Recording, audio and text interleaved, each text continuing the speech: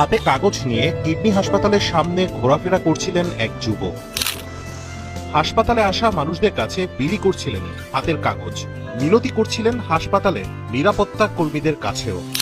Kidney বিক্রি করে ঋণের দায় থেকে মুক্তি পেতে চান তিনি, নয়তো পরিবারের 6 সদস্যকে নিয়ে পথে বসতে হবে তাকে। মাস রঞ্জয়ের দুর্ভোগের শুরু 5টি এনজিও ও একটি ব্যাংক থেকে নেওয়া প্রায় 6 লাখ টাকার ঋণ। ব্যবসা করছিলেন দিনাজপুরে, কিন্তু 5 আগস্টের পর সেই ব্যবসা বন্ধ হলে শুরু হয় ঋণ শোধের তাগাদা। আমার বাচ্চা সকালে আমাকে ঘুম থেকে উঠে যতক্ষণ পর্যন্ত রাস্তায় বাইরে রাতে যাবো না ততক্ষণ পর্যন্ত ঘুমায় না, খাবার ঠিক মতো দিতে পারি না ভাই। বাচ্চারা খালি ফোন দিলেই ডিম খাইতে চায়, ডিম। 2বার আমি সুসাইডের চিন্তা ভাবনা করছি। একবার ওষি নিয়ে গেছিলাম, পরে ভাবলাম আমার ফ্যামিলি কি হবে, ব্যাক হয়েছি। তারপরে যখন আবার চাপ পড়ছে তখন আমি রাত 2টা কি 2:30 দিক ফুল আমার